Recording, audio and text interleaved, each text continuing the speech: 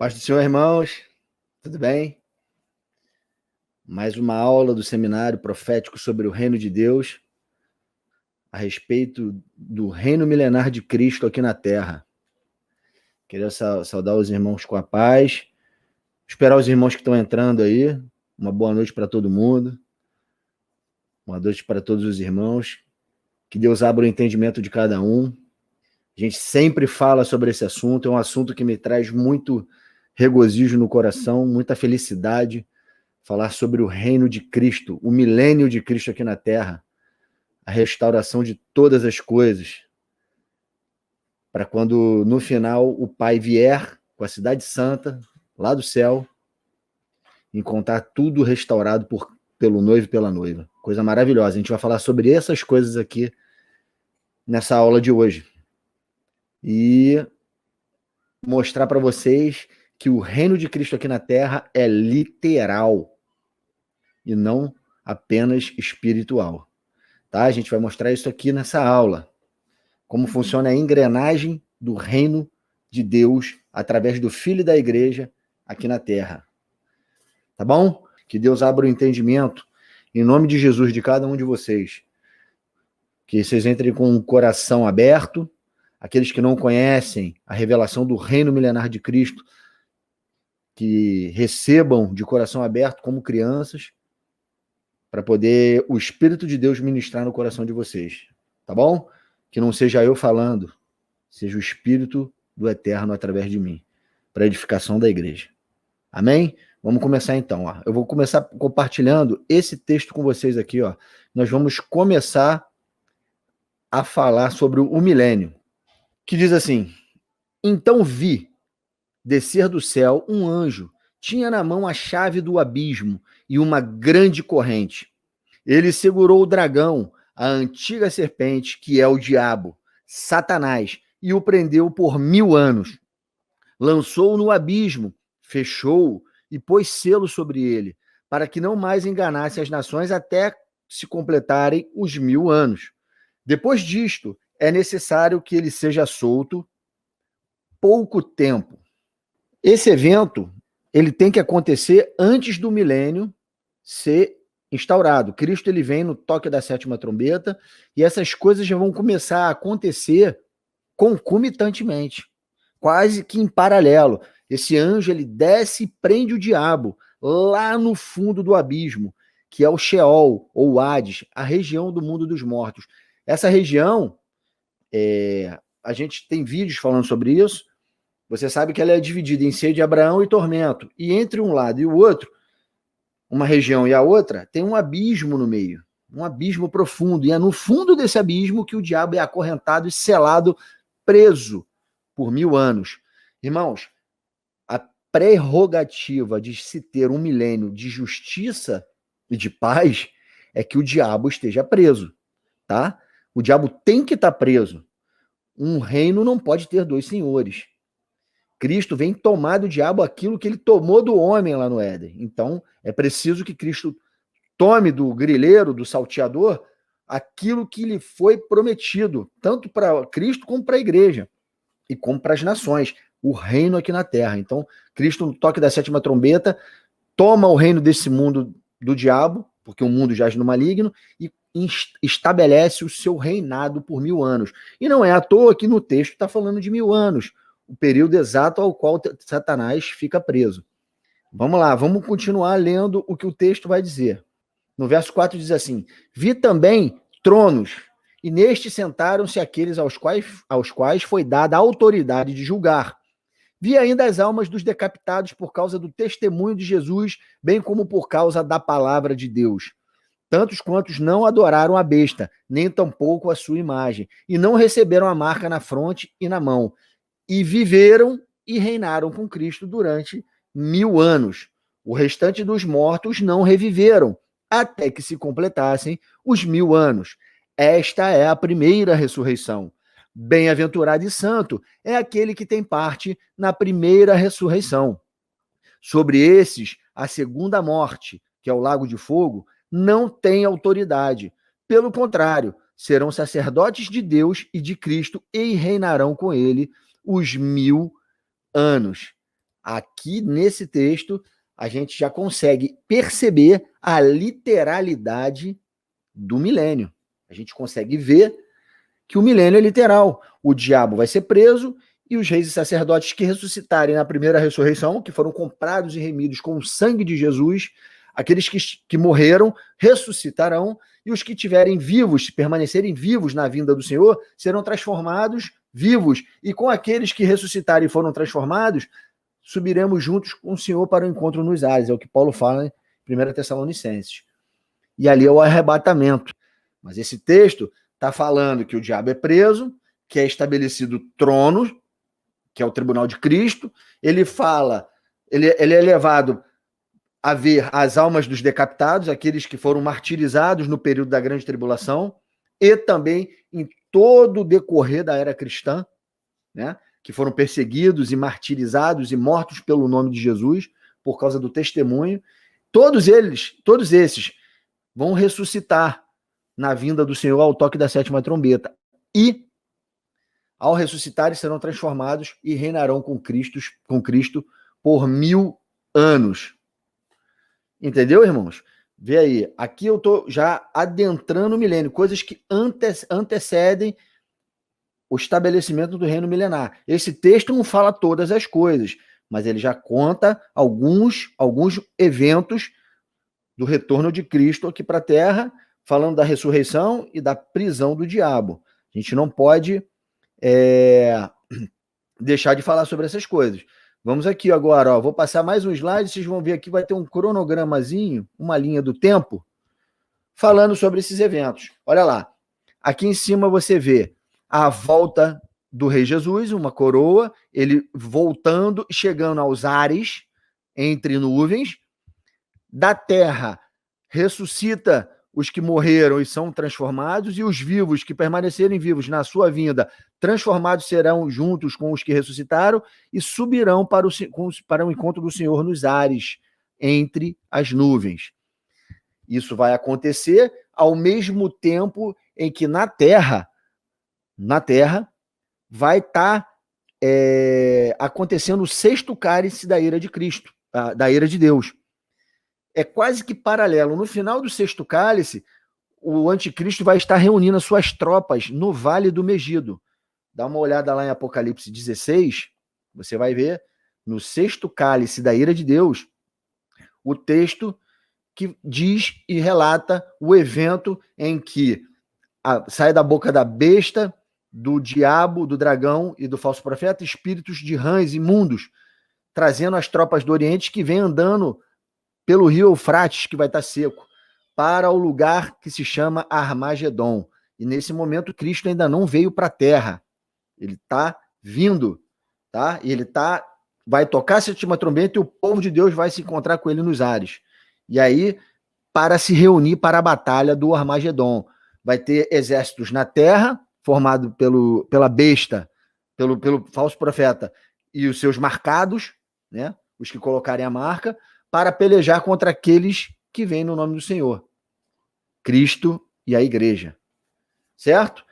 Isso acontecendo, batalha do Armagedon, vai passar um tempinho, vai acontecer o tribunal de Cristo, onde Cristo colocará diante dele e dos apóstolos a igreja gloriosa para receber galardão, para determinar maiores e menores entre a igreja.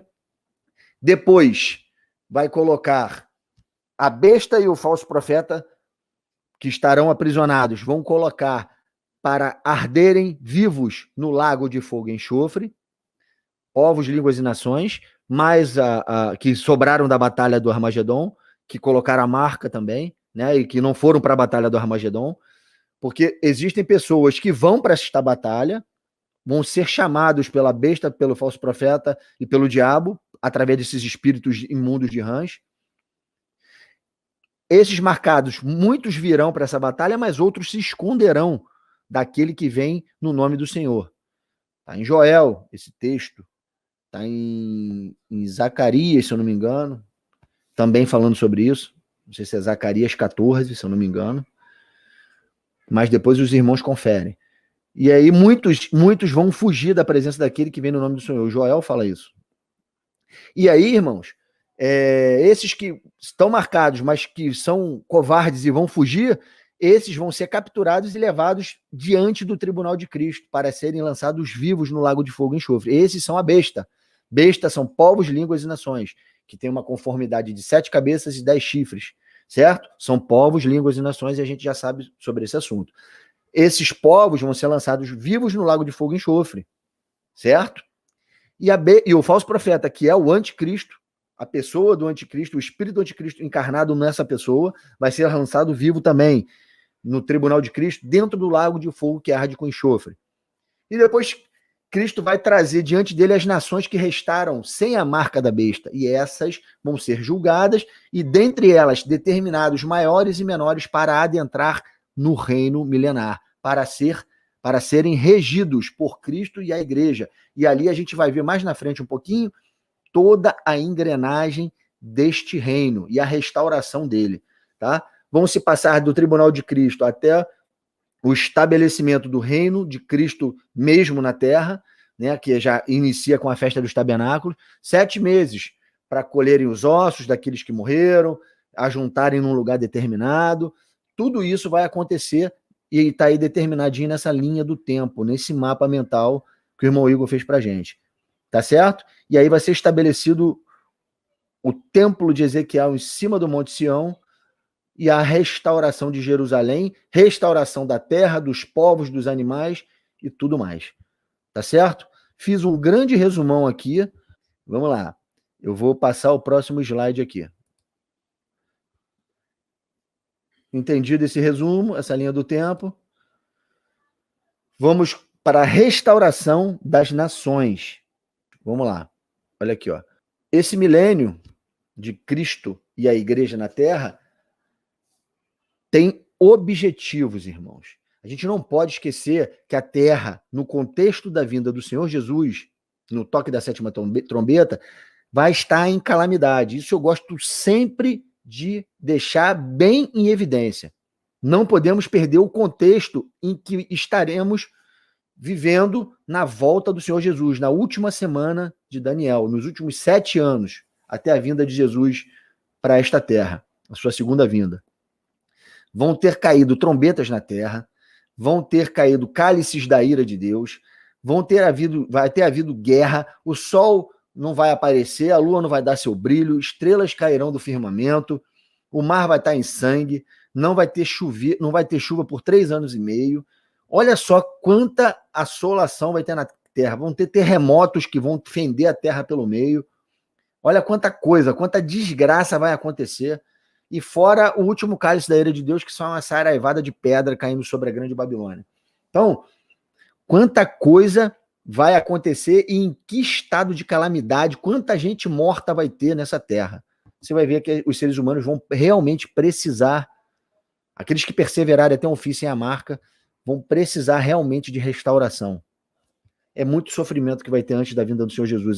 Os homens dessa terra vão clamar pela vinda do Filho de Deus. Vão chorar, vão ter dores de parto, irmãos, como uma grávida tem. E aí, irmãos, a gente vai ter com Cristo que restaurar todas essas coisas, e as nações vão ser restauradas. Olha como que Deus vai fazer o seu Filho restaurar com a igreja as nações. Olha aqui, famílias de toda a terra farão peregrinações para Jerusalém. Diz o texto de Zacarias 8, de 20 a 23, o seguinte: assim diz o Senhor dos Exércitos, ainda sucederá que virão os povos e os habitantes de muitas cidades, e os habitantes de uma cidade irão a outra, dizendo: vamos depressa suplicar o favor do Senhor e buscar o Senhor dos Exércitos. Eu também irei.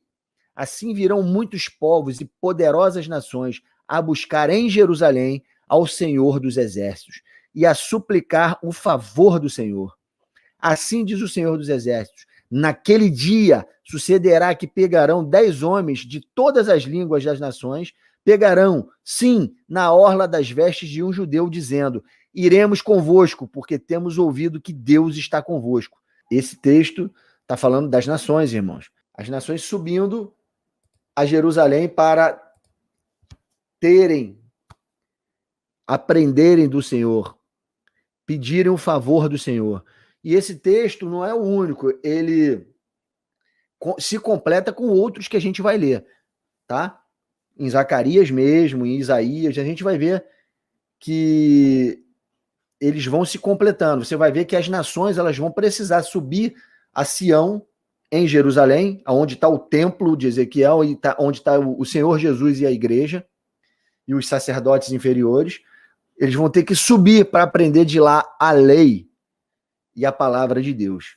De lá vai sair isso, para que eles não andem mais segundo a dureza do coração deles. Tá, irmão? A gente não pode esquecer que essas nações elas estão entrando no milênio e não conhecem a Jesus.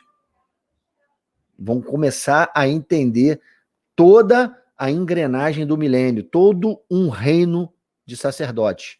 Esses são os povos. A gente leu, a gente já estudou aqui no seminário com os irmãos que o reino de Deus ele é composto por 4 dimensões: rei, governo, povo e território, que é a terra.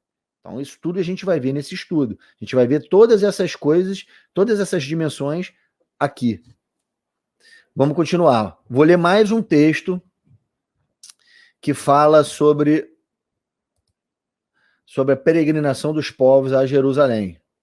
E ali haverá uma estrada, um caminho que se chamará o caminho santo. O imundo não passará por ele, mas será para aqueles, os caminhantes, até mesmo os loucos, não errarão. Ali não haverá leão, nem animal feroz subirá a ele, nem se achará nele, porém, só os gemidos andarão por ele. E os resgatados do Senhor voltarão e virão a Sião com júbilo, e a alegria eterna haverá sobre as suas cabeças. Gozo e alegria alcançarão, e deles fugirá a tristeza e o gemido. Vai haver, sim, uma estrada, um lugar que vai levar os povos a Jerusalém. E esse caminho será chamado de caminho santo.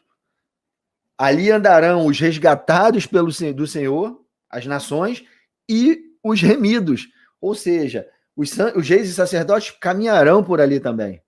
Esse lugar ligará as nações diretamente ao Senhor. Esse caminho é literal, e a gente vai ver mais textos que falam da literalidade desse caminho.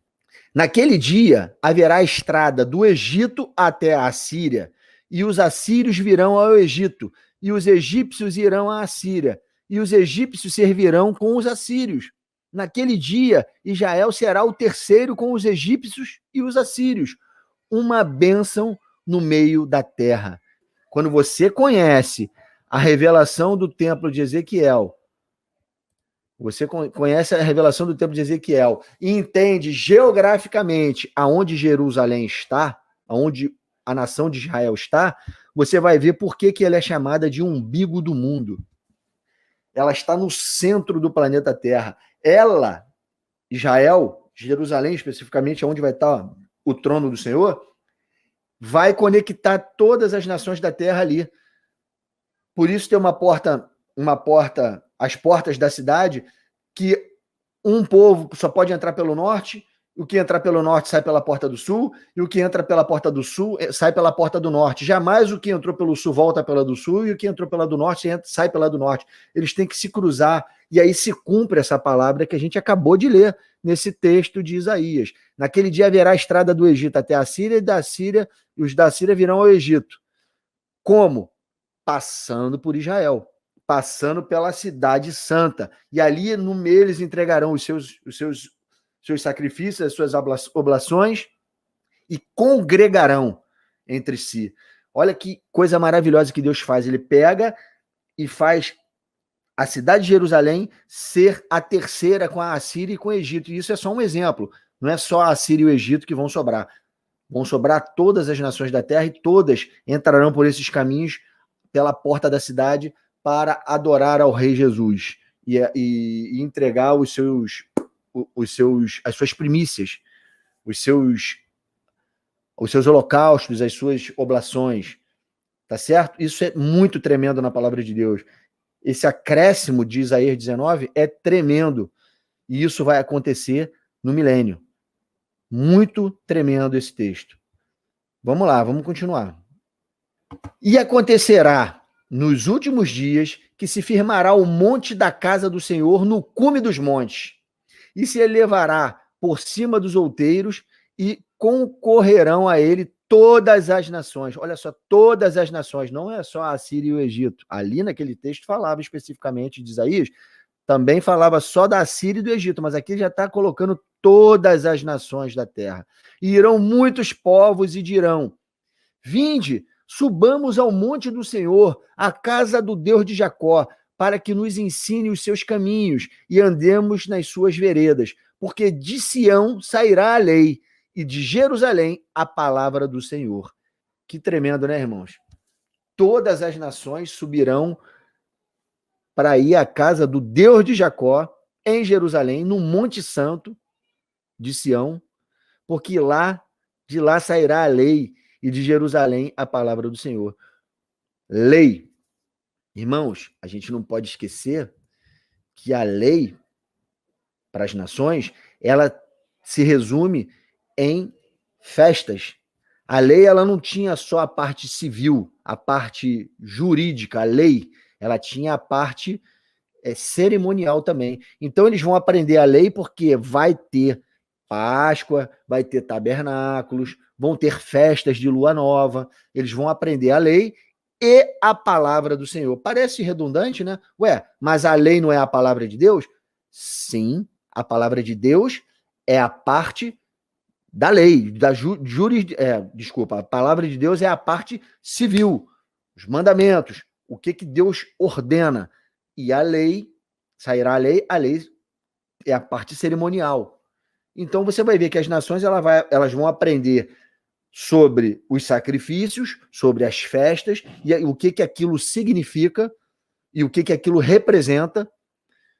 Eles têm que se purificar para entrar na presença do Rei, Jesus, no templo, tem que se purificar, porque senão seriam fulminados, eles não estão com corpos glorificados, eles precisam se santificar, se purificar. Esses sacrifícios não têm o poder de salvá-los, tá certo? Não é salvífico, quero que vocês entendam isso, é simplesmente para purificação. Assim como todos os utensílios do templo, dentro do templo, são separados, são santificados, são purificados através de aspersão de sangue. O próprio Senhor manda fazer isso, tá certo? E a gente vai ler textos aqui que até as carnes que servirão de alimento para o povo, elas também, se elas não forem cozidas num lugar específico e forem colocadas à exposição do povo, ela santifica o povo, tá certo? Ela purifica o povo. Então a gente vai ver isso tudo daqui a pouco mais na frente. Mas vocês têm que entender o seguinte: os povos, eles sobem para se purificarem e poderem entrar na cidade, tá certo? Vão lá e fazem os seus sacrifícios e as suas oblações. E entregam na mão. E a gente vai ver vários textos aqui falando sobre isso e o que isso implica e para que serve a carne desse sacrifício. Vocês vão ver daqui a pouco, tá? Mas o que eu quero que vocês entendam é: esse sacrifício não anula de maneira alguma o sacrifício de Jesus, porque o sacrifício de Jesus foi para a sua igreja, não para as nações da terra que não creram nele, tá certo? Essas nações que estão entrando no milênio, elas não são remidas pelo sangue de Jesus. O sangue de Jesus remiu a igreja para constituí-las reis e sacerdotes. Esses povos que estão entrando não são reis e sacerdotes, são nações. Então, para entrarem em contato com Cristo e a igreja, precisam estar purificados para poderem entrar no templo, tá certo? Vão lá entregar os seus sacrifícios. E isso para eles entenderem que é a lei e para que esta lei cerimonial serve, a quem ela enaltece. E por que ela enaltece? Porque na frente deles está Cristo e a igreja que contam a história desse sacrifício. Eles têm que entender fazendo esses rituais para poder criarem neles a consciência e a santidade, tá certo? Consciência e santidade. A consciência e a santidade vem no decorrer dos atos solenes. E aquilo ali vai criar mudança de mente nessas pessoas, porque eles vão entender o sacrifício de Jesus com a igreja. Ó, subindo a Jerusalém. Mas nos últimos dias acontecerá que o monte da casa do Senhor será estabelecido no cume dos montes, e se elevará sobre os outeiros, e a ele afluirão os povos. E irão muitas nações e dirão: vinde, subamos ao monte do Senhor e à casa do Deus de Jacó, para que nos ensine os seus caminhos e andemos pelas suas veredas. Porque de Sião sairá a lei, e de Jerusalém a palavra do Senhor. Miqueias 4, os versos de 1 a 2. Muito parecido com esse texto de Isaías. Não é o mesmo, mas é outro profeta falando a mesma coisa, que as nações vão subir a Jerusalém para aprender a lei e a palavra de Deus. Tá certo? Muitas nações farão isso. E elas vão aprender, porque ao aprenderem a palavra de Deus e a sua lei, vão se restaurar. Essas nações serão restauradas pela lei e pela palavra de Deus. Tá certo? E também por causa de um reino de justiça e paz sem o diabo que está preso. A gente não pode esquecer que o diabo está preso por 1000 anos. E vamos continuar evoluindo no estudo aqui. Vocês se lembram que o que inaugura o milênio de Cristo na Terra é a festa dos tabernáculos, certo? O Senhor Jesus, que é o nosso sumo sacerdote, ele sai do dia da expiação do Santo dos Santos que está no céu, e segundo a sequência do ciclo das 7 festas, que estava na lei de Moisés, que era a sombra das coisas vindouras, o sumo sacerdote tinha que sair do Santo dos Santos com o pecado do povo remido e expiado e adentrar com eles na festa dos tabernáculos, na festa das cabanas. Isso vai se repetir com Jesus Cristo. Ele sai do Santo do Santo, ele é o nosso sumo sacerdote, segundo a ordem de Melquisedeque, com o pecado da igreja expiado, e vai pegar a igreja e colocá-la na festa dos tabernáculos. E essa festa dos tabernáculos, ela só vai acontecer após o tribunal de Cristo, porque nessa festa dos tabernáculos entrarão nações que terão que passar pelo tribunal de Cristo para serem julgadas, e receberem a permissão para entrar no milênio, maiores e menores. E elas vão entrar no milênio oferecendo sacrifícios e holocaustos. Porque a carne desse sacrifício e desses holocaustos que as nações vão dar no milênio, vão dar na festa dos tabernáculos, é o banquete dessa festa. São as carnes que serão colocadas à disposição das nações e dos santos. Embora os santos não precisem comer, não tenham a necessidade fisiológica de comer, vão participar da festa e vão comer. Jesus Cristo comeu, irmãos, glorificado, um peixinho com os apóstolos, na praia, lá naquela reunião que ele chegou lá, do nada e apareceu, e Tomé tocou nas chagas da mão de Jesus. Ele comeu um peixinho, ele estava glorificado. Não precisava comer, mas quis mostrar que era homem, que estava em carne, mesmo carne glorificada, mas ele estava em carne e comia, mesmo sem ter necessidade de comer. Então as nações vão estar ali, sentado à mesa, junto com Abraão, Isaac e Jacó e a igreja, e Cristo mesmo servirá a eles, a nós. Que coisa linda, irmão, isso. Vamos ver aqui, ó. Um banquete pela coroação do rei. É um casamento, irmãos. A bodas do cordeiro é a festa do tabernáculos. A boda, o noivo e a noiva casa, e vão ter festa, vai ter vinho velho, vai ter mesa posta. Olha que maravilha. Olha aqui, ó. Um banquete pela coroação do rei. Assim que virão, e exultarão no alto de Sião, e correrão aos bens do Senhor, ao trigo e ao mosto, e ao azeite, e aos cordeiros e bezerros, e a sua alma será como um jardim regado, e nunca mais andarão tristes. Então a virgem se alegrará na dança, como também os jovens e os velhos juntamente, e tornarei o seu pranto em alegria, e os consolarei, e lhes darei alegria em lugar de tristeza, e saciarei a alma dos sacerdotes com gordura, e o meu povo se fartará dos meus bens, diz o Senhor. Olha o que diz aqui, ó, em Mateus 8, verso 11. Mas eu vos digo que muitos virão do Oriente e do Ocidente e assentar-se-ão à mesa com Abraão, Isaque e Jacó no reino dos céus. Olha que coisa maravilhosa que vai acontecer no dia das bodas do Cordeiro. Isso aí só pode acontecer depois do tribunal de Cristo, depois do recolhimento dos ossos de 7 meses. Vai ser colocada a festa dos tabernáculos e o início oficial do milênio. Embora o período de 1000 anos já tenha acontecido após o toque da 7ª trombeta, começa ali, tá? Começa com a prisão do diabo por 1000 anos, vai acontecer o estabelecimento, a inauguração na festa dos tabernáculos. Ali, todo mundo já tem a sua função, todo mundo já foi ranqueado como maior e menor, quem é rei e sacerdote, quem é sacerdote inferior, quem toma conta das portas, quem fica na cozinha, toda a engrenagem do templo, toda a engrenagem das nações, as terras foram divididas, tudo que está em Ezequiel do 40 a 48 já está determinado e começa a festa. Tá certo? Começa a festa. E ali vão ter um banquete, vai ser dado um banquete. E tem parábolas falando sobre essa festa, tá? Jesus faz essa parábola lá. Conta essa parábola nos evangelhos. Então é lindo isso, irmão. Essa carne vai ser a carne dos sacrifícios. Vão ser a carne da que as nações vão trazer. Olha aqui, ó, vamos continuar lendo para somar as ideias e formar um raciocínio. Ó. E o Senhor dos Exércitos dará neste monte a todos os povos uma festa com animais gordos, uma festa de vinhos velhos, com tutanos gordos e com vinhos velhos bem purificados. Olha aí a festa. Muita carne, irmão.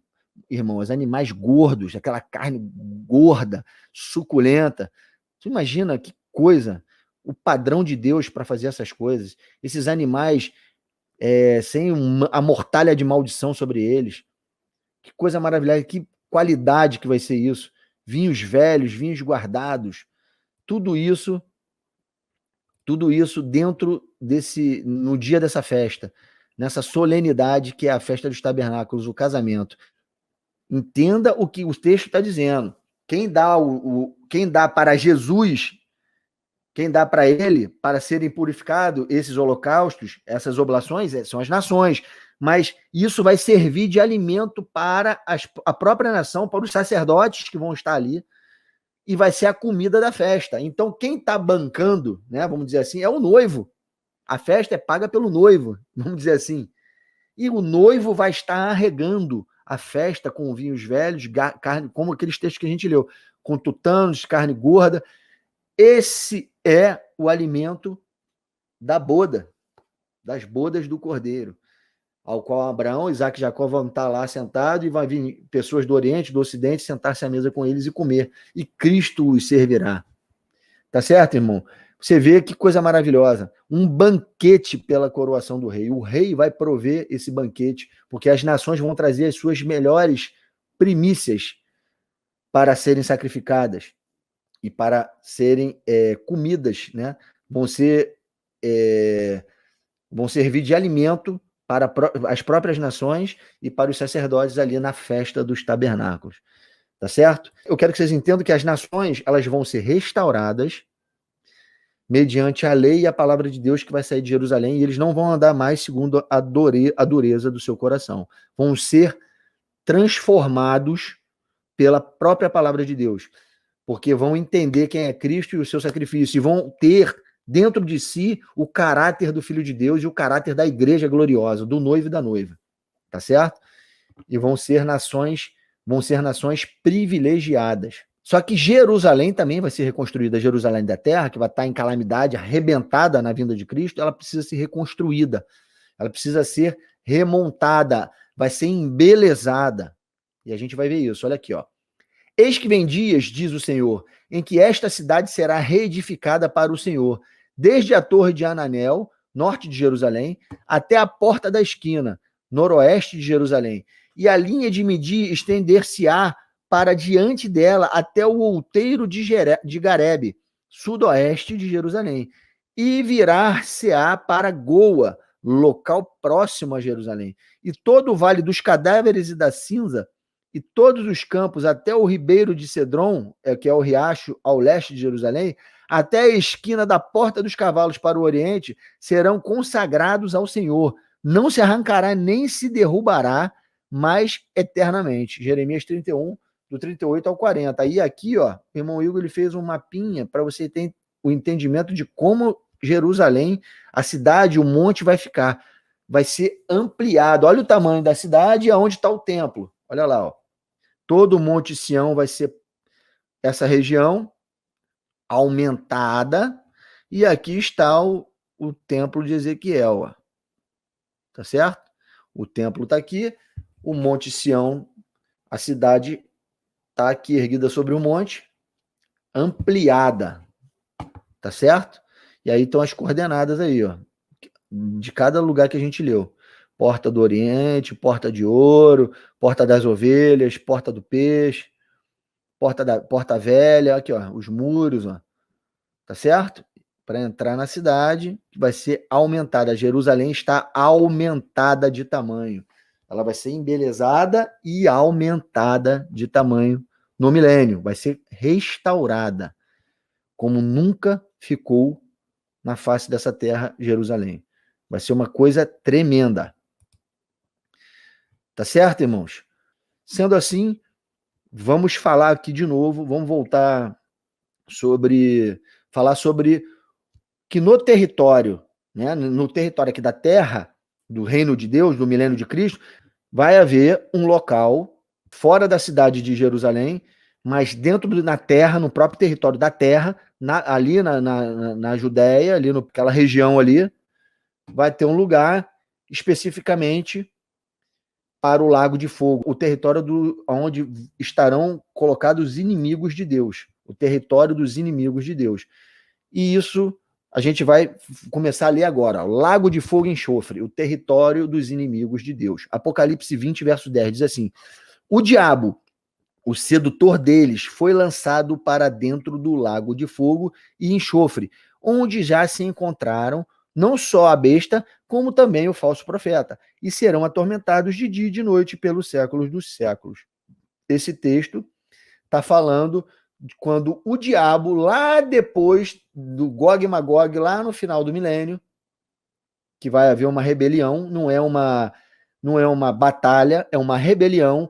Quando o diabo é solto, você se lembra que a gente leu o primeiro texto que ele vai ser solto por um tempo, mas a palavra não determina o tempo que ele vai ser solto, mas que ele vai ser solto após se completar os 1000 anos.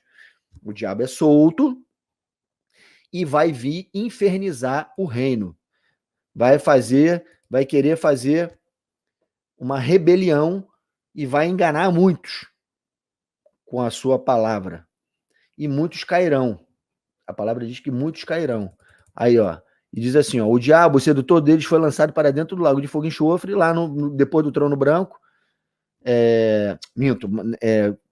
Quando ele é solto no Gog e Magog, ele vai incitar as nações para cercar o arraial dos filhos de Deus, que é a cidade santa. E vai cair fogo do céu e vai consumir eles. E eles vão para o lago de fogo. Tanto ele quanto os que estiverem com ele, sitiando a cidade santa, promovendo essa rebelião. Vão ser exterminados. E aí esse texto está aqui para te mostrar que o lago de fogo é o lugar que o diabo vai. Foi feito para o diabo e seus demônios. Deus não fez esse lugar para colocar seres humanos, mas vai ter que colocar, porque são os filhos da desobediência. Vai colocar seres humanos aqui. Inclusive, a besta e o falso profeta já estavam dentro desse lugar, porque foram colocados lá no tribunal de Cristo, quando a gente falou, antes de começar e de inaugurar o milênio oficialmente. Se lembra? Depois do tribunal de Cristo, a besta e o falso profeta, que são povos, línguas e nações, junto com o anticristo, são colocados vivos dentro do lago de fogo. E ele já existe durante o milênio. Esse lago de fogo, ele já está inaugurado e ele vai existir no milênio. E ele fica especificamente na terra de Edom. A gente vai ver esses textos. São vários textos falando sobre isso. Eu vou aumentar a tela aqui e a gente vai seguir. Porém, aborreci a Esaú e fiz dos seus montes uma desolação, e dei a sua herança aos chacais do deserto. Se Edom diz, empobrecidos estamos, porém tornaremos a edificar os lugares desolados, assim diz o Senhor dos Exércitos, eles edificarão e eu destruirei, e lhes chamarão terra de perversidade e povo contra quem o Senhor está irado para sempre. Edom é o lugar dos inimigos de Deus. Isaías 34, versos 9 a 10 diz assim: os ribeiros de Edom se transformarão em piche e o seu pó em enxofre. A sua terra se tornará em piche ardente. Nem de noite nem de dia se apagará. Subirá para sempre a sua fumaça. De geração em geração será assolada. E para todo sempre ninguém passará por ela. Vai somando os textos, irmãos. Olha aqui o que está dizendo em Apocalipse 14, 10 e 11. A fumaça sobe para sempre e eles sofrem diante dos anjos e do Cordeiro. Isso é no milênio, tá? Olha aqui o que o texto vai dizer. Também este beberá do vinho da ira de Deus, que se deitou, não misturado, no cálice da sua ira, e será atormentado com fogo e enxofre diante dos santos anjos e diante do Cordeiro. E a fumaça do seu tormento sobe para todo o sempre, e não tem repouso nem de dia nem de noite. Os que adoraram a besta e a sua imagem, e aquele que receber o sinal do seu nome. Vendo que interessante? Isso é no milênio. Porque quem que está na terra aqui, ó? Os anjos e o Cordeiro. O Pai está no céu, mas o Cordeiro está na terra. E está julgando aquele que foi preso, que é a besta e o falso profeta, e dando o destino final deles, que é o lago de fogo e enxofre, que é do lado de fora da cidade, especificamente na terra de Edom, que tipifica os inimigos de Deus. Esse lugar, o lago de fogo e enxofre, é ali. Tá certo? O lago de fogo e enxofre. É lá fora, o lugar dos inimigos de Deus. Na eternidade, esse lago de fogo, ele sai dali, porque a Nova Jerusalém, ela abrange a terra de Edom e não vai ter dentro da cidade da Nova Jerusalém lago de fogo e enxofre. Não vai ter. Não vai ter isso. A gente já fez um estudo sobre isso. Tá certo? Vamos continuar. Jeremias 49, verso 17. Assim será Edom, objeto de espanto. Todo aquele que passar por ele se espantará e assobiará por causa de todas as suas pragas. Irmãos, o lago de fogo e enxofre, que vai ser em Edom, as nações vão passar por ali e vai se espantar, porque aquilo ali vai servir de memorial para as nações, porque ali vai mostrar para todos os que todos o destino final daqueles que prevaricaram de Deus. Está em Isaías 66 isso, tá? Esse texto está em Isaías 66 e depois os irmãos procurem. E vocês vão ver que no Isaías 66 fala que o lago de fogo vai estar ali, as pessoas vão passar para ali, a caminho de Jerusalém, e vão ver. Vão ver aquilo ali. E vão se lembrar o destino daqueles que prevaricaram de Deus, qual é. Entende? É ali que vai ser. Eu vou mostrar o mapa da onde fica Edom, porque tem irmãos falando aqui que Edom é o Iraque. Não é o Iraque. Iraque é Nínive. Iraque é Mossul, Nínive. Edom não é o Iraque. Tá, irmão? Provérbios 1 aí, 7. Não é. Tá equivocado. Tá? Vou mostrar para vocês no mapa onde fica Edom. Edom fica abaixo de Jerusalém. Bem abaixo de Jerusalém. Ao sul de Jerusalém, praticamente. Tá certo? Então, assim será Edom, objeto de espanto para todo aquele que passar por ele. Se espantará e assobiará por causa de todas as suas pragas. E outra coisa que eu quero falar para vocês, que o Lago de Fogo e Enxofre não é um lugar que parece uma fornalha, que fica as pessoas ali, é um lugar de maldição, um lugar de trevas, onde eles vão querer edificar e não vão conseguir, vão ficar ali doentes, o verme vai comer a carne deles e não vai morrer, vai ter enfermidade, vai ter tudo isso. É um lugar que a gente não consegue dizer para vocês especificamente como isso vai acontecer, mas essa região vai estar ali e as pessoas vão ver. É como se fosse uma prisão, entende? É como se fosse um lugar determinado, delineado para ficarem os inimigos de Deus. É ali que eles vão ficar. E todas as pessoas vão saber que lugar é aquele e para que ela serve. Serve para habitar aqueles que prevaricaram de Deus e do seu reino. Tá certo? Vamos continuar. Aqui, ó. Que vai ter mais textos aqui, ó. Olha aqui, irmãos. Terra Santa, um quadradão aqui, ó. Tá vendo? Essa Terra Santa é o período, a delimitação da terra, porque essa terra foi a terra onde Abraão palmeou com seus pés. Aqui está Jerusalém e o Lago de Fogo em Edom. Jordânia, tem Moabe, Jordânia, Edom. Lá embaixo, onde está o fogo, é o lago de fogo e enxofre. É aqui, em Edom. Tá? É aqui que o bicho vai pegar para quem prevaricou de Deus. Tá certo? Aqui está Jerusalém, o templo de Ezequiel está aqui, tá certo? Na cidade santa. E toda a terra santa é esse pedaço que você está vendo quadrado aqui, que mais na frente vai se encaixar a Nova Jerusalém. A Nova Jerusalém entra nesse lugar aí. Ela vai ocupar esse espaço que você está vendo aí. Tá certo? É aí que a cidade santa, a Nova Jerusalém, que desce do céu, vinda da parte de Deus, com o Pai dentro dela, vai ficar situada no planeta Terra. Agora, eu vou dar uma pincelada de novo sobre o reino milenar. Quis falar de coisas que não tinham dentro dessa aula. Nessa aula 8, a gente acrescentou, após o último estudo que nós fizemos, eu, Igor e Luciana, a irmã Luciana. Nós fizemos aqui um estudo sobre o milênio na última aula, no último seminário, que ficou muito top.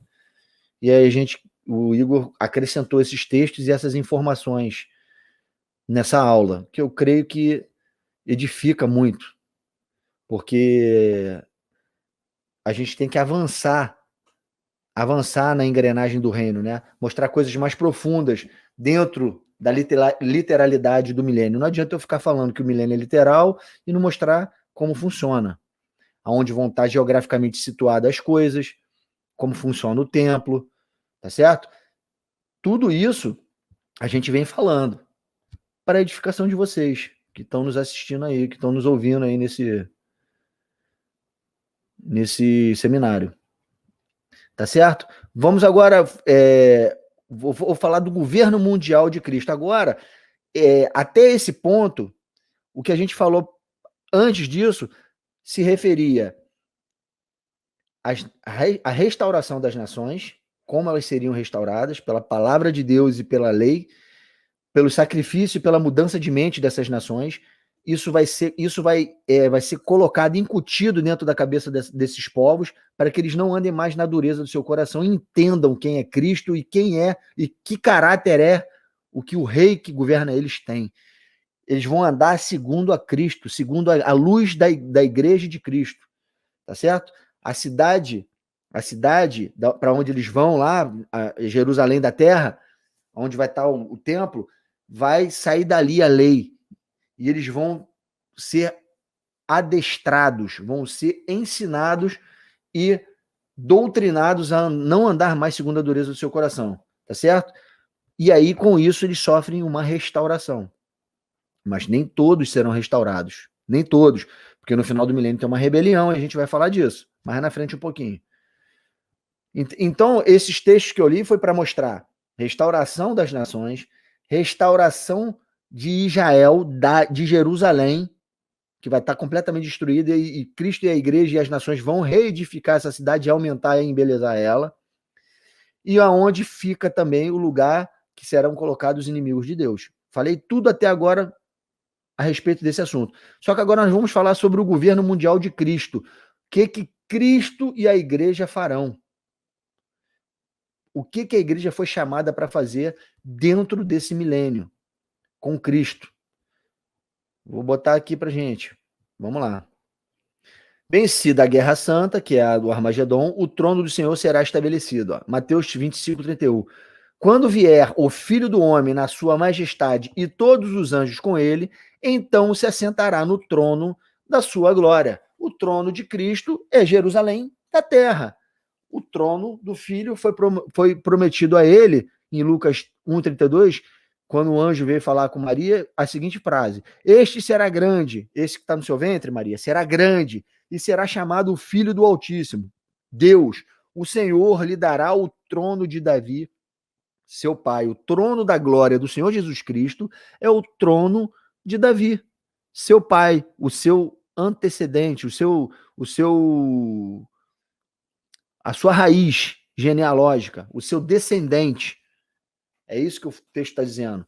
Jesus vai se assentar onde Davi se assentou, na Jerusalém da terra. Por isso que a Nova Jerusalém não vai descer no milênio. Porque Davi não reinou sentado no trono da Nova Jerusalém. Nova Jerusalém está o Pai sentado. O trono é do Pai. Não é de Davi e nem do Senhor Jesus Cristo. É do Pai. O Pai prometeu o trono da glória para o Filho. Ele se assentará no trono da sua glória. Hoje ele está à destra do Pai. Quem está no trono de glória é o Pai. O Filho está no lugar de honra. Mas vai haver um dia, um momento em que o Filho vai receber o seu trono da glória, que é aonde Davi se sentou. Jerusalém da terra. Ele vai restaurar essa Jerusalém, vai restaurar aquele templo e vai se sentar ali para reinar com a igreja, no lugar de honra. É isso que está dizendo. Os santos vencedores compartilharão com o Rei Jesus a corregência do mundo. Apocalipse 3, 21. Ao vencedor dar-lhe-ei sentar-se comigo no meu trono, assim como também eu venci e me sentei com meu Pai no seu trono.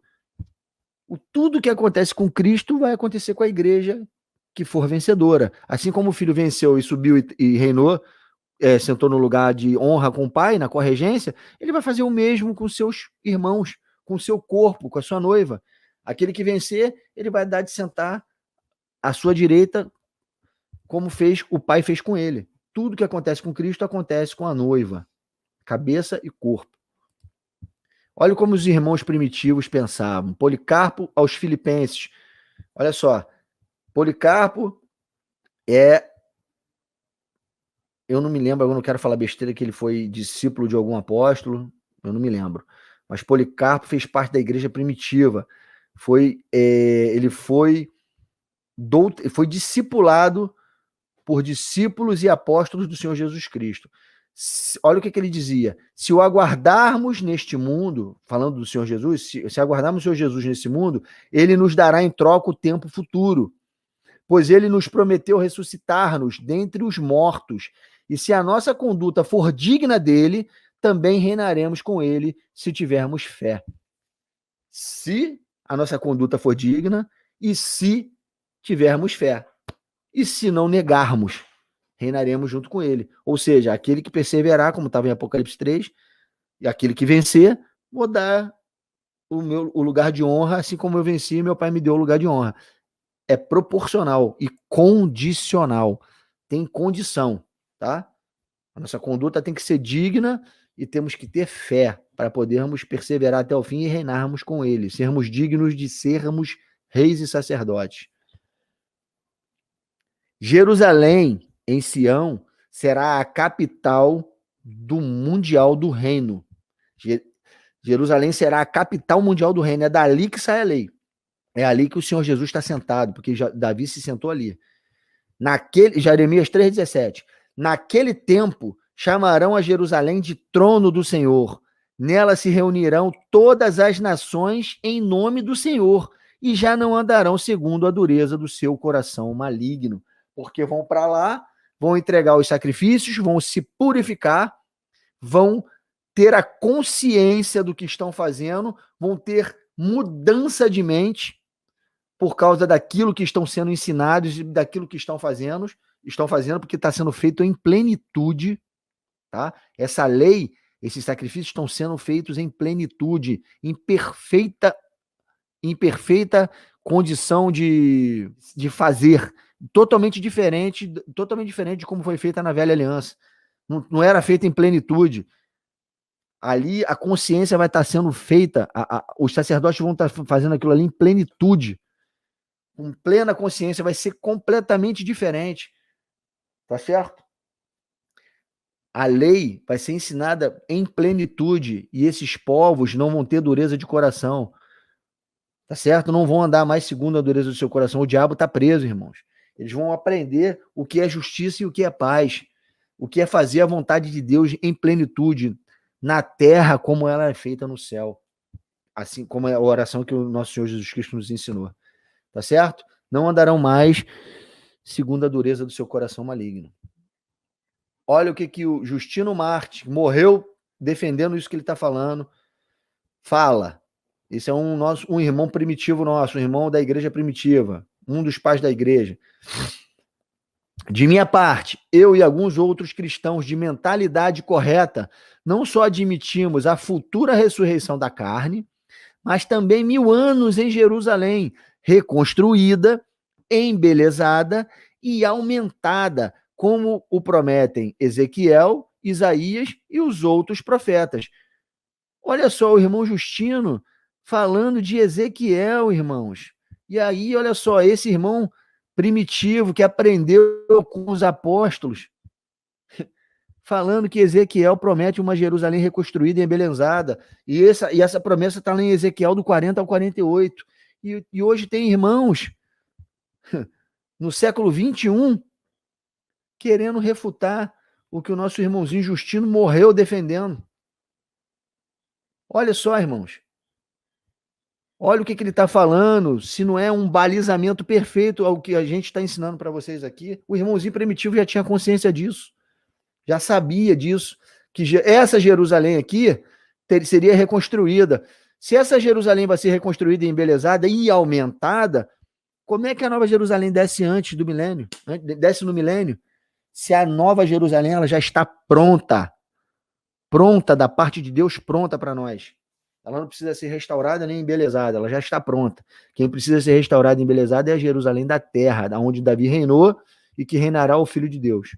Essa sim precisa, porque vai vir e vai estar na vinda do Filho de Deus em um contexto de calamidade, destruição, fendida no meio por terremoto, gente morta e tudo mais. Como a gente já vem falando aqui no decorrer desse seminário. Paz e justiça serão as características primordiais do reino. Isaías 9:7 diz assim: para que se aumente o seu governo e venha a paz sem fim sobre o trono de Davi e sobre o seu reino, para o estabelecer e o firmar mediante ao juízo e a justiça, desde agora e para sempre. O zelo do Senhor dos Exércitos fará isso. Isaías 9:7. Quer falar do milênio literal? Lê Isaías, irmãos. Lê Isaías que vocês vão ter uma aula de milênio. Muitos textos a gente leu aqui sobre Isaías. As nações não farão mais guerra umas com as outras. Isaías 2, verso 4. Ele, o Senhor Jesus, e a sua igreja, julgará entre os povos e corrigirá muitas nações. Estas converterão as suas espadas em rélias de arados e suas lanças em podadeiras. Uma nação não levantará a espada contra outra nação, nem aprenderão mais a guerra. É justiça, paz em plenitude e abundância, irmãos. As nações vão ser restauradas. Não andarão mais segundo a dureza do seu coração. Não canso de falar isso, porque isso é lindo. As nações serão restauradas como nunca foi visto. A gente hoje, irmão, eu gosto de fazer essa analogia para a gente poder entender como que a lei de Deus ela é tremenda. Presta atenção. Cristo ele fala assim, ó, e quando ele ensina o Pai Nosso, a oração padrão, né, a oração gabarito, ele fala lá, Pai Nosso que estás no céu, santificado seja o teu nome, venha a nós o teu reino, seja feita a tua vontade, aqui na terra como ela é feita aí no céu. Aqui na terra a vontade de Deus não é feita, irmãos, mas no milênio ela vai ser feita. Você imagina se dos mandamentos de Deus, da lei, que são 10, e Cristo transformou em 2, amar a Deus sobre todas as coisas e o seu irmão como a ti mesmo, o seu próximo como a ti mesmo. Se desses 10 mandamentos, que não é não adulterará, não roubar, não matar, qualquer um deles, escolhe aí 2, e esses 2 fossem feitos por plenitude na Terra, todos os seres humanos, só 2, irmão, de 10, 2 fossem feitos cabalmente nessa Terra, esse mundo já seria muito melhor do que ele já é hoje. Seria muito melhor. Agora você imagina no milênio quando o diabo vai estar preso e toda a vontade de Deus vai ser feita e cumprida na terra através de Cristo e a igreja, sendo ensinado para as nações. Você imagina a plenitude, a perfeição disso. É uma coisa que não cabe no nosso entendimento. Mas eu dou esse exemplo para você ver que se 2 mandamentos estivessem se cumprindo hoje, cabalmente, por todos os seres humanos dessa terra, o nosso mundo já seria melhor. Não seria? Agora você imagina se quando isso acontecer perfeitamente. Vai ser lindo isso, irmãos. Aí os seres humanos serão restaurados e aí vai se cumprir Mateus capítulo 5 todinho. Bem-aventurado aqueles que têm sede de justiça, pois serão saciados. Bem-aventurados mansos, porque herdarão a terra. Todas as bem-aventuranças vão se cumprir no milênio. Tá certo, irmão? Os povos do reino, características gerais. Todos os povos da terra adorarão ao único Deus. Não haverá mais outro Deus. O Senhor será terrível contra eles. Sofonias 2:11. Porque aniquilará todos os deuses da terra, todas as ilhas das nações, cada uma do seu lugar, o adorarão. Não vai haver espaço para nenhum outro Deus estranho. Só o Rei Jesus e o nosso Pai que vai estar no céu. A adoração, o louvor, a glória, o poder será dado para eles. Não vai ter outro Deus estranho. As nações vão gozar de abundância do reino por causa da produtividade da terra. Vai ser uma terra sem maldição, irmãos. Uma terra bendita. Sabe? A maldição só vai vir sobre as nações se elas desobedecerem. Em contrapartida, se não tiver desobediência, é produtividade na terra, é bendição o tempo todo. Olha o que diz Amós, capítulo 9, verso 13. Eis que vem dias, diz o Senhor, em que o que lavra segue logo ao que ceifa, alta produtividade, e o que pisa as uvas ao que lança a semente. Os montes destilarão mosto, e todos os outeiros se derreterão. Isso aqui é uma figura de linguagem para mostrar a quantidade de produtos agrícolas que vão ser produzidos no tempo do milênio. Alta produtividade da terra, porque a terra vai ser restaurada também. A terra será restaurada. O verde será restaurado, as plantas serão restauradas, os gêneros alimentícios serão restaurados, os animais serão restaurados, os homens serão restaurados. No milênio vai se cumprir novo céu e nova terra. O primeiro novo céu e a nova terra. Cristo e a igreja promoverão isso dentro do milênio. Por isso que tem que ter milênio, irmãos. Milênio é a transição para a eternidade. Tem que ter milênio, não pode pular o milênio. É o período de restauração de todas as coisas. Vamos continuar. Até mesmo os animais serão restaurados à passividade original. Aquela passividade do Éden. Olha aqui, ó. Isaías 11, 6, 7. O lobo habitará com o cordeiro e o leopardo se deitará junto ao cabrito. O bezerro, o leão novo e o animal cevado andarão juntos, e um pequenino os guiará. A vaca e a ursa pastarão juntas, e as suas crias juntas se deitarão. E o leão comerá palha como o boi. Os animais vão voltar a ser herbívoros, como era no princípio.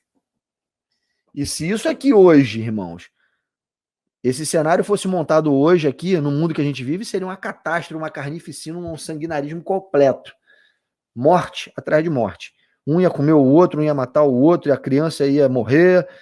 Ia ser uma desgraça se juntasse esse cenário aqui e a gente tentasse fazer isso acontecer. Só no milênio, irmãos.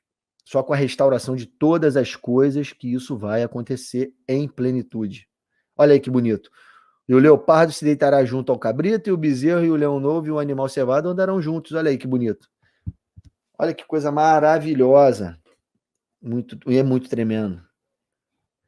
Lindo a restauração de todas as coisas. Vamos lá. Os homens das nações viverão em longevidade, mas ainda haverá morte. Outro fator que impossibilita a Nova Jerusalém de descer antes do milênio, ou no período milenar, porque tem morte. Tem morte. Não pode ter Nova Jerusalém, não pode ter eternidade na Terra. Porque há uma coisa que acontece antes da Nova Jerusalém descer é o fim da morte. Né? A morte é lançada no lago de fogo. E isso só vai acontecer depois do trono branco. Lá no tribunal do trono branco. Quando a morte, que é o último inimigo a ser vencido, é vencido. E aí sim desce a Nova Jerusalém. É só ler Apocalipse. Não adianta brigar comigo, briga com os textos. E aí aqui tem morte, ó. Olha aqui, Isaías 65, verso 20. Não haverá mais nela criança para viver poucos dias, nem velho que não cumpra os seus, porque morrer aos 100 anos é morrer ainda jovem, e quem pecar só aos 100 anos será amaldiçoado. Longevidade de vida, viver até os 100 anos é ser ainda jovem, porque vai se viver muito tempo no milênio, assim como foi nos tempos de Noé, nos tempos de Matusalém, nos tempos de Adão, homens viviam 900 e poucos anos. Vai voltar a ser desta forma.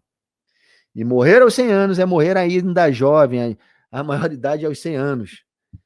Mas tem morte, porque morrer aos 100 anos é morrer ainda jovem. Então tem morte no milênio, e a morte ainda não foi vencida. Os homens pecam e por isso morrem ainda. Tá certo? Mas é uma restauração tremenda da humanidade. Ao final do milênio, Satanás será solto e os povos serão provados. Olha aqui Apocalipse 20, 7 a 9. Quando, porém, se completarem os 1000 anos, Satanás será solto da sua prisão e sairá a seduzir as nações que há nos 4 cantos da terra. Olha aí, Gog e Magog de novo, a fim de reuni-las para a peleja. O número dessas é como a areia do mar. Marcharam então pela superfície da terra e sitiaram, cercaram o acampamento dos santos e a cidade querida, que é Jerusalém. Desceu, porém, fogo do céu e os consumiu. Não teve batalha, não teve guerra, não teve nada. Foi só uma rebelião e já foi completamente extirpada a rebelião através de fogo que caiu do céu e consumiu todos eles. E aí o diabo e esses daqui já vão para o lago de fogo e enxofre, o lugar de destino final deles.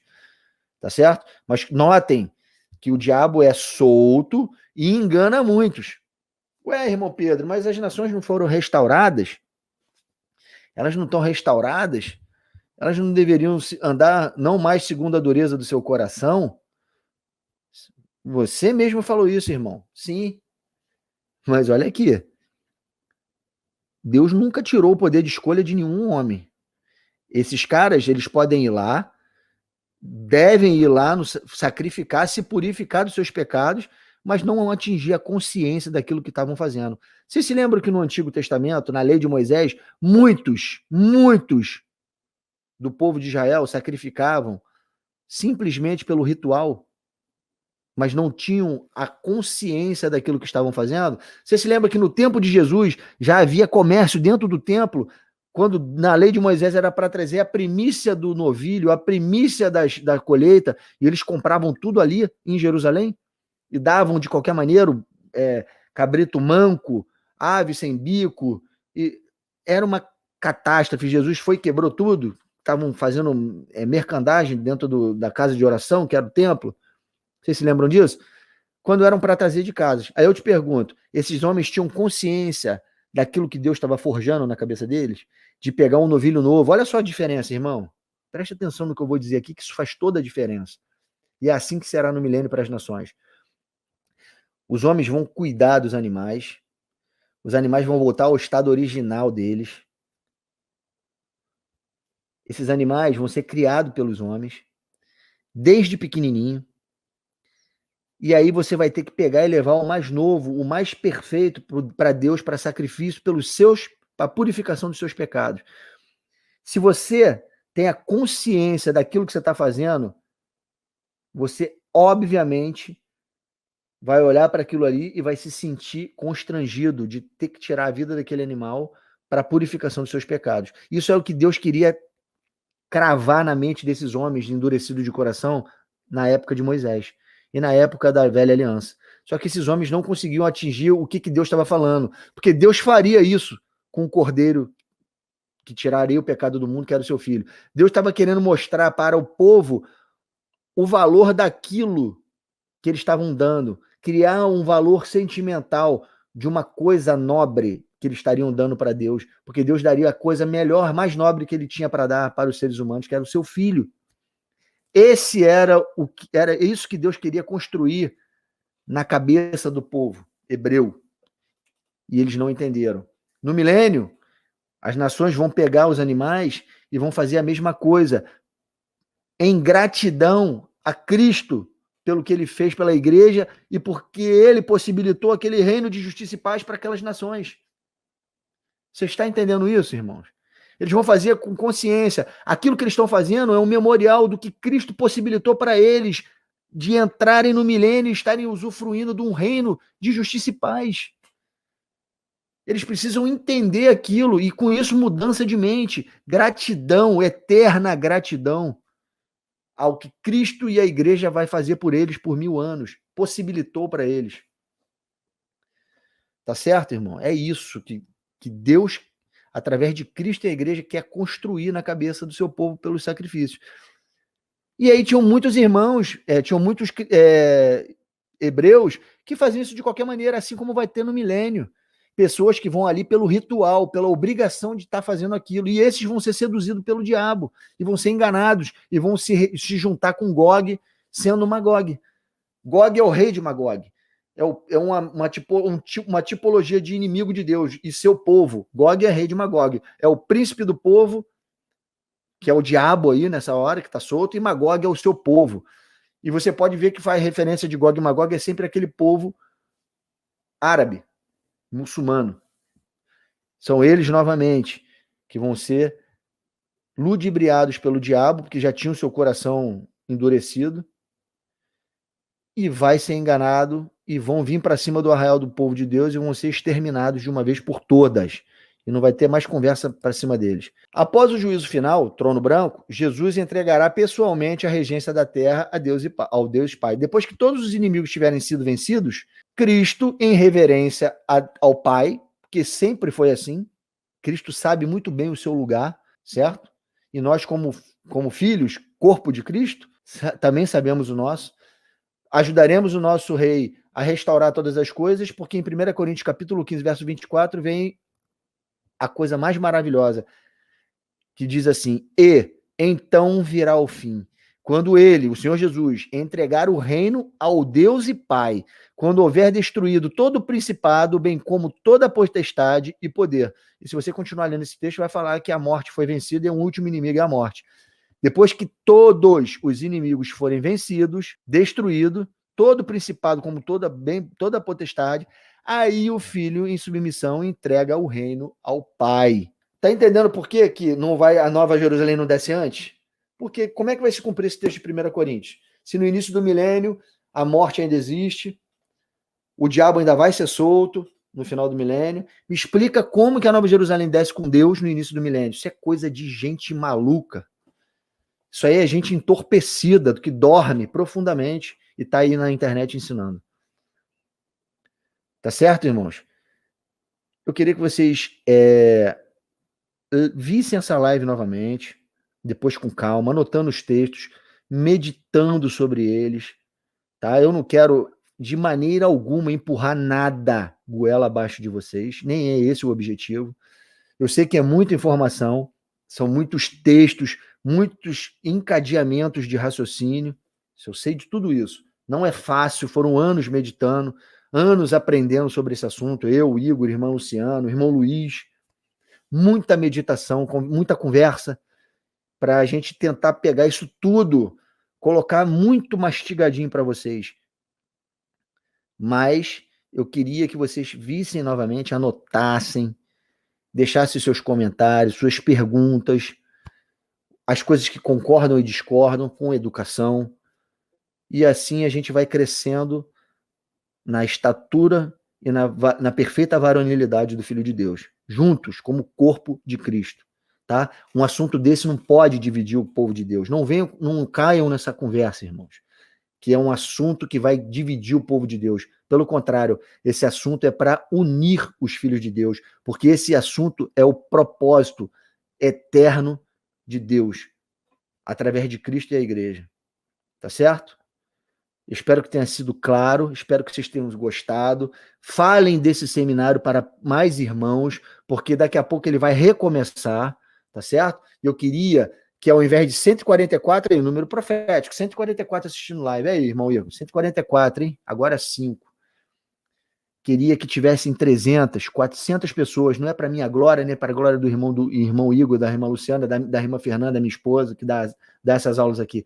É para edificar o corpo de Cristo e acender a noiva do Cordeiro, porque é tempo de acendermos, de vigiarmos, de sermos sóbrios, porque não somos os da noite, somos do dia.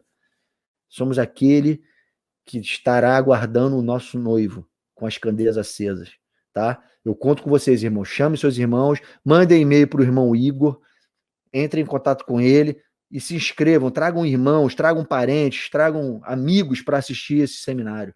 Porque esse seminário, esse que eu estou falando aqui para vocês, que aí vocês estão assistindo essas aulas, eu assisti a ele em 2011 e na quarta aula desse seminário eu me converti a Cristo pela palavra de Deus e por essas promessas. Foi nessa aula do milênio que eu me converti a Cristo.